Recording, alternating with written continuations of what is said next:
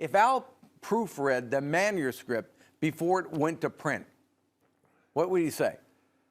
Well, I think he'd say it was accurate. I don't think he'd appreciate it, and I'm sure I wouldn't have written this book if he was still alive. In the words of former Raider Mickey Marvin, Al Davis had Italian Alzheimer's. He forgot everything but a grudge. Behind the Shield holds nothing back. Like then Oakland Mayor Jerry Brown walking into Al Davis's suite at the Coliseum and Davis telling him, quote, to get the bleep out of here. Or Davis taking a shot at Bill Walsh in front of coaches and scouts saying, quote, oh, the great Bill Walsh, you really gave me a great recommendation with Mike White, unquote. Davis berating longtime employee John Herrera in a hotel lobby because the hotel he booked was too far from the stadium.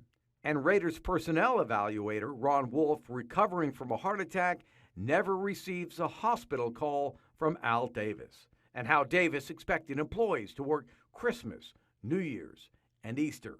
We did get July 4th off every year because... oh, how generous. Well, that was Al's birthday. Take me inside the draft room.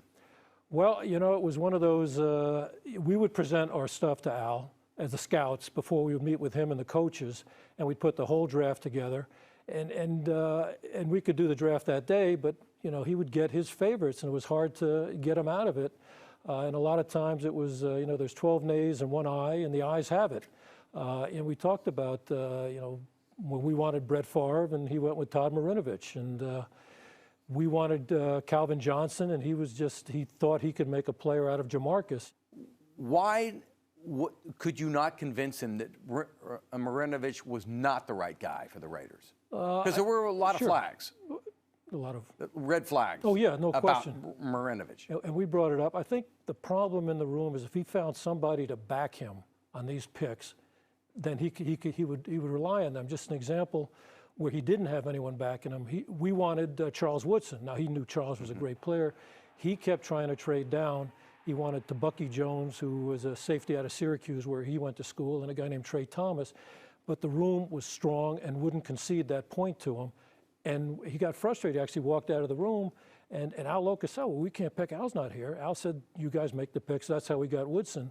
With Marinovich, he had Art Shell backing him, and a guy named Steve Ortmeyer was the special teams coach. And just an example, you know, I was going over all the problems that Todd had. Now, I didn't know they'd be as severe as they were, but Steve Ortmeyer pops up and says, you know, all my contacts at USC said, you know, there's no problems there. And I'm wondering, so afterwards, you know, Bruce Kebrick and I go up, so who was your contact there? Because I've talked to everybody. He said it was Marv.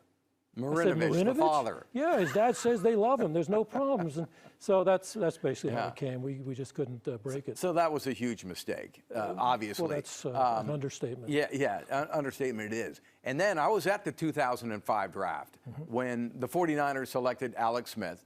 And I'm looking at the green room. I can see Aaron Rodgers sitting there. And then the Raiders trade up. And everybody believes they're trading up one spot ahead of Green Bay because they're going to take Aaron Rodgers. But that wasn't Davis's plan. Davis's plan was to take Fabian Washington, the fastest player in the draft. But we said, you don't have to trade up.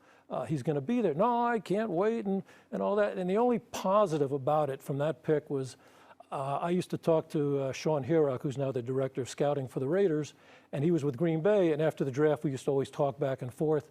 And he said, you know, you put the fear of God in us when you traded up because we were sure that you were going to draft Rodgers. So that's the only satisfaction I got out of that. But you guys were pushing Rodgers to Al. He was our number one quarterback, even over Alex Smith, and he just wasn't going to take a quarterback. And you guys desperately needed a quarterback. Yeah, absolutely. Having passed on Rodgers, the Raiders still needed a quarterback.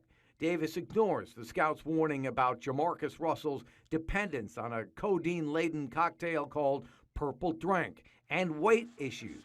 Against the advice of his confidants, Davis drafts the LSU quarterback #1 overall in 2007. Jamarcus comes in, and like you said, we needed someone to get him up, someone to get him to practice, and we told him all those things, and I think he still felt he could handle something like that. But then Jamarcus suddenly has like $30 million in his pocket. You know, he can just kind of shrug it off. It was, and that was unanimous, opposed, because Lane Kiffin, who, with all of his other issues, was a very good personnel guy, and he really tried hard, and we backed him, and it just was one of those things. He got fixated, I'm going to make this guy a player, and he was truly talented, and I always hoped that it would come, but it was very quick. You could see he just didn't have the personal pride. When it came to draft day, Davis's notes usually began and ended with the player's time in the 40-yard dash. That philosophy began with Cliff Branch as the 4th-round pick out of Colorado in 1972. But I remember talking to Tom Flores, and Tom worked with Cliff one-on-one. He said Cliff couldn't catch a cold. He had the worst hands around, and then he just developed and became, what should be a Hall of Fame career, and maybe one day he'll be in there. But I think the fact that he was able to have someone develop somebody like Cliff into being that type of player, he was just, well, if we did it with Cliff, we can do it with someone else. And well, Carlos Francis is the example. He had bad hands, and David McLuhan, who was a scout, says, hey, don't draft Carlos Francis. He has bad hands. But Davis is thinking about Cliff Branch. In fact, it's funny because, he went to Texas Tech, and David says, I've got a guy that's even a much better player there, probably a much better receiver, named Wesley Welker, thank you. And Al goes, well, how big is he? He's 5'10". Well, how much does he weigh? 180. What's he run? 4.79. What, are you kidding me? And we're going with Francis. And then the funny thing is, about 3 years later, he says, how come we didn't like Wesley Welker? I said, we brought him up. I don't remember that. And I said, well, he also ran 4.79. You didn't like him. Davis did not take kindly to others receiving credit for the Raiders' success.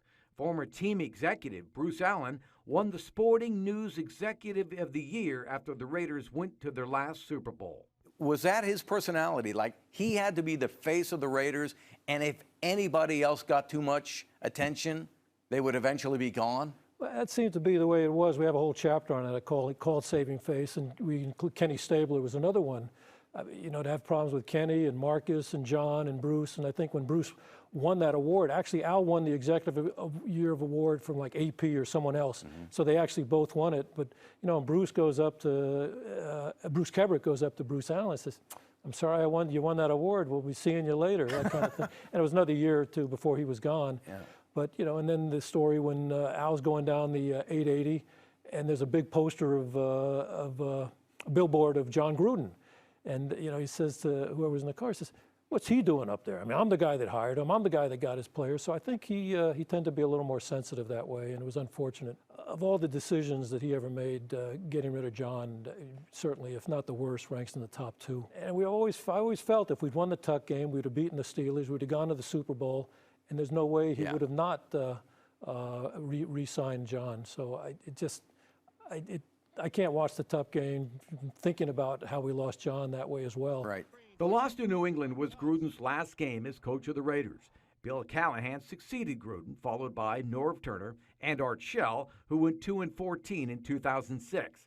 Davis then set his sights on USC assistant coach Steve Sarkisian. He offers a job to Sarkisian.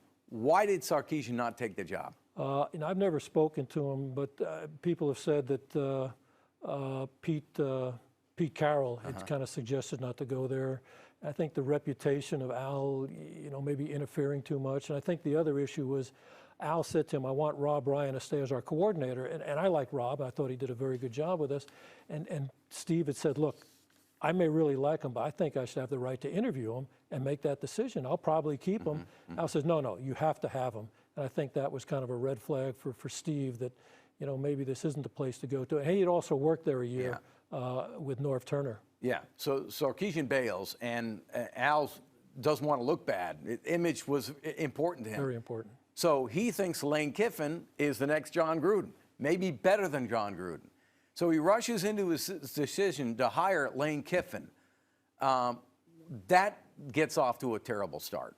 Terrible start. And I think, I think the way Lane explained it to someone is, you know what, I'm going to go up there, I'm going to do it my way, I'm not going to listen to Al at all. And if it works, I'll get the credit. If it doesn't work, he's going to get the blame. And I think, if the people that worked with Al, John Madden, Tom Flores, and John Gruden, they kind of, had their own way of doing things, but also listened to Al, respectfully, and some things worked, some things didn't. Whereas Lane fought him every inch of the way, and it just didn't work. I want to ask you about the last days of Al's life because it's detailed here and in interesting fashion. He lived at the Oakland Airport Hilton. What is the final weeks of his life like? Well, it was tough. I think his vision was going. He had somebody would go over and watch film with him and point out, you know, he couldn't read the numbers anymore. And you know, I used to fax him stuff. I'd make it bigger and bigger print. I think to the point where I realized he couldn't even read that.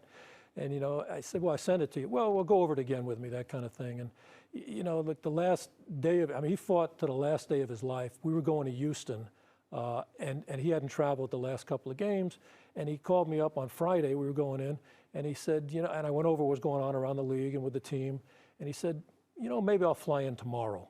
You know, take a jet and fly in. And I said, boy, that'd be great. I think they'd all love to see you there. And he says, thank you, you know, and that really was the last words he ever said because he passed away that night. But again, he went to the very last heartbeat of his life.